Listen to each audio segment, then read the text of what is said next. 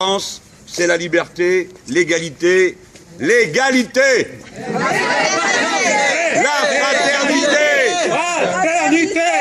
Quand on a de l'argent, la première chose qu'il faut faire, c'est partager. Et le premier devoir de celui qui commande est de respecter celui dont c'est la fonction d'obéir.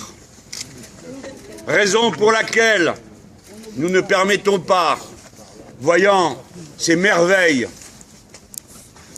cette manifestation parmi d'autres du génie humain, ces beaux objets derrière lesquels il y a tant de travail, tant d'intelligence que sont ces bateaux, que cette intelligence, ce savoir-faire soit dispersé dans des consommations ostentatoires qui sont une offense au bon sens et un attentat souvent contre la nature.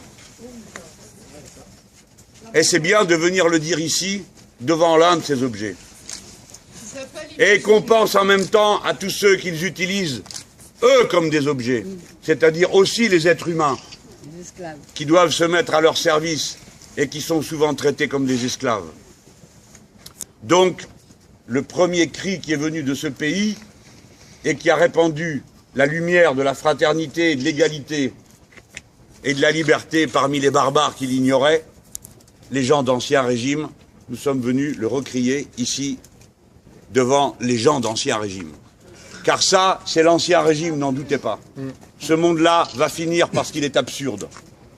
Toute la richesse à un endroit, tout le savoir humain concentré au profit de quelques-uns, et le grand nombre errant, quémandant le droit de gagner dignement sa vie et de l'organiser d'après ses propres intentions, c'est-à-dire de s'auto-gouverner, ce qui est la racine de la citoyenneté. Ça, c'est l'Ancien Régime, c'est l'Ancien Monde. Nous sommes pressés d'en finir, parce qu'ils nous conduisent au désastre. Ils ne le savent pas, c'est eux les barbares, les ignorants, ceux qui ne savent pas, ceux qui ne comprennent pas, c'est eux. Et ils ne nous font pas envie. Souvent ils disent entre eux, ce sont les jaloux. Pas du tout. Eh, vous êtes d'accord? Regardez celui ou celle qui possède ça. Qu'est-ce qu'il possède? Est-ce qu'il possède l'amour des siens? Non. Souvent ils sont entourés de vautours qui attendent l'heure du festin. Leur loufia les espionne. Vous avez vu la pauvre Madame Bettencourt?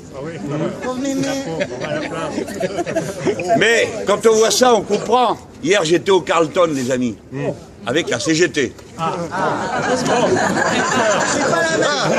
C'est la CGT qui a fondé le Festival de Cannes, hein. Faut le savoir. Hein. Ben oui, j'y viens. Tu vas voir, j'ai tout appris, là. Depuis que vous m'avez reçu, là, je sais tout maintenant. Ah oui, ça, alors là, ça leur fait la barbe. Hein. Donc on était à la CGT, avec la CGT du Carlton, alors j'allais, je venais là-dedans. Évidemment, qu'est-ce que c'est le Carlton? Rien, absolument rien. Des murs, une marque, et tout le reste c'est du travail humain. Du savoir-faire, de l'intelligence. Vous croisez un type ou une fille, bon alors il fait le room service, ou il nettoie la chambre, mais il parle 2 langues. Il parle 3 langues. Faites pas les malins, vous parlez combien de langues, vous? Hein? Ouais, et encore, je regarde pas l'orthographe. Il nous rabaisse là. Eh bien, tiens, par rapport à un employé du Carlton, c'est pas à la mesure de tout le monde. Hein. Bah, tu saurais le faire, toi? Il me critique, lui. Ah non, moi je j'ai rien dit, moi. Il a cherché la tête de il Bon, c'était ça, vous voyez. Et je regardais ça, bon, il y avait un monde fou dans ce hall, hein. Et je me disais, au fond, je comprends qu'ils aient tellement peur de nous. Je dis nous, hein, je m'assimile, moi je parle pas 3-4 langues comme un employé du Carlton. Voilà ce que je me disais. Je comprends que ça leur fasse peur d'être continuellement entourés de braves gens, mais qui savent exactement ce qu'ils veulent. Ils faisaient leur service et ils avaient le badge pour défendre leur outil de travail, le Carlton. Et bien oui, c'est un outil de travail, c'est un bel hôtel. Tiens, le voilà. Au début, je croyais que c'était pour défendre le mandarum, parce que le gars, il vient vers moi avec ça, je lui dis non, ça m'intéresse pas. C'est important de voir ça. C'est le travail humain, les salariés, les travailleurs qui font tout. Il n'y a pas de réalité en dehors du travail. Il n'y a pas de réalité. Rien n'existe en dehors du travail. Ouais, c'est vrai. Bravo. C'est la splendeur de la condition humaine, c'est d'être capable de faire tout ça. C'est ça qui nous fait grand. Bon, j'en étais au Carlton. Ouais. Oui. Et la CGT. Ah, tu suis, toi, c'est bien. Vous suivez au fond, là-bas? Vous avez des bonnes oreilles, hein? On a enregistré. Voilà. Donc on vient là, puis elle me dit, tu devrais venir là. Parce que vous nous connaissez, nous, comme on est. Hein. Dès que je dis que je vais à Cannes, ça commence. Et qu'est-ce qu'il va faire à Cannes? Et, bon, et pourquoi il va à Cannes? Mais les camarades ne réfléchissent pas assez, ne s'informent pas assez. C'est pourquoi partout où je vais et où on va, nous tous, il faut faire un travail permanent d'éducation populaire pour élever le niveau de conscience politique et de compréhension. Cannes nous appartient. Nous appartient. Tout à fait. Pour plusieurs raisons. La première, c'est qu'à Cannes, comme partout ailleurs, y compris pour faire des paillettes et des strass, on n'est pas obligé non plus de faire tout triste. Enfin, quand même, à la fin, on n'est pas à la gauche qui peint en noir ce qui est noir. La beauté, les belles histoires, c'est pour nous, quoi.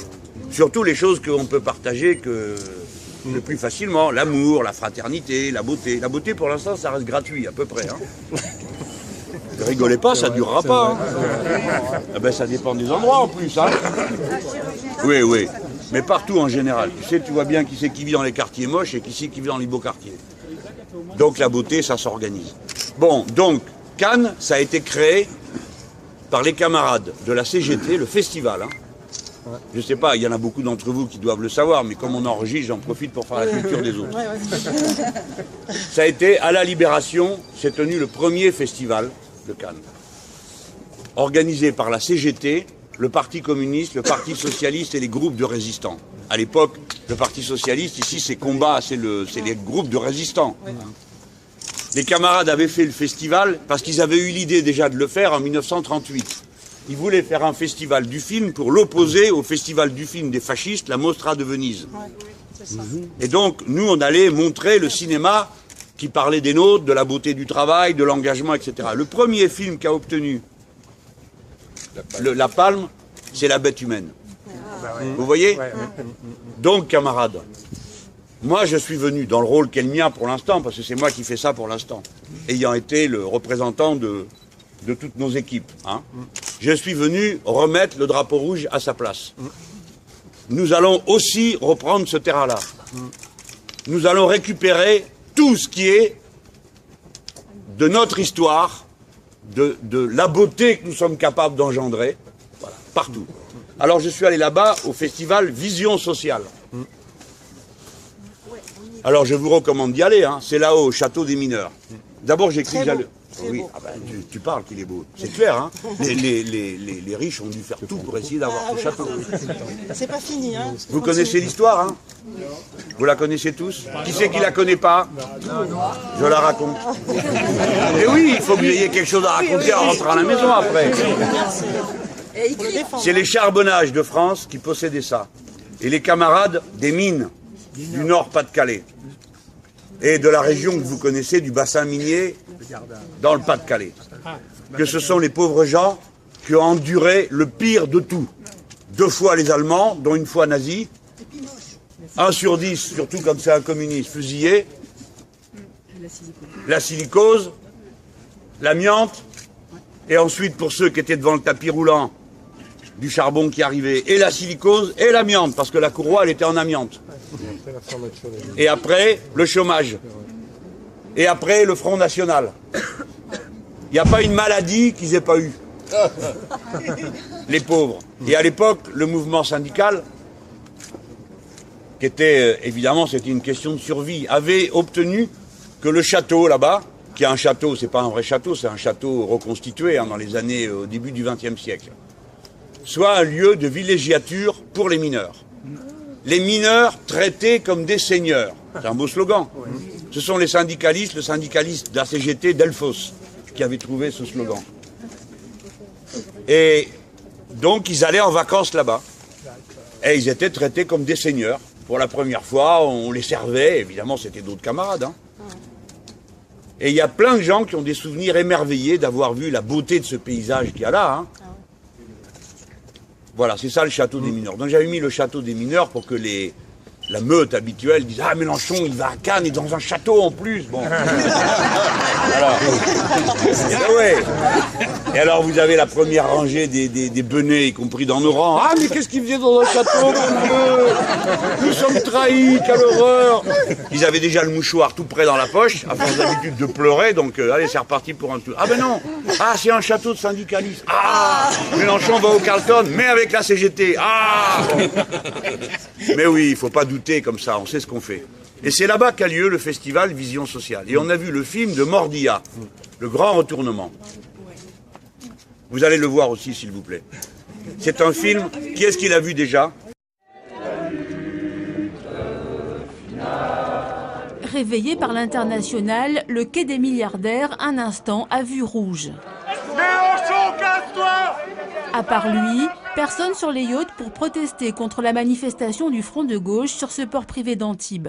Non, on vient mettre le doigt sur le contraste auquel on finirait par s'habituer. Les uns ont tout, les autres n'ont rien. Ici, par exemple, l'inspecteur du travail ne peut pas monter dans un de ces bateaux pour contrôler si le personnel est déclaré, si il paye l'URSSAF, par exemple, voilà, etc. etc. Les personnels, d'ailleurs, vous avez vu, ces bateaux sont fantômes aujourd'hui. Il n'y a personne dessus. Personne sur les bateaux, mais une bonne centaine de militants venus écouter le discours de Jean-Luc Mélenchon. Ça, c'est l'ancien régime, c'est l'ancien monde. Nous sommes pressés d'en finir, parce qu'ils nous conduisent au désastre.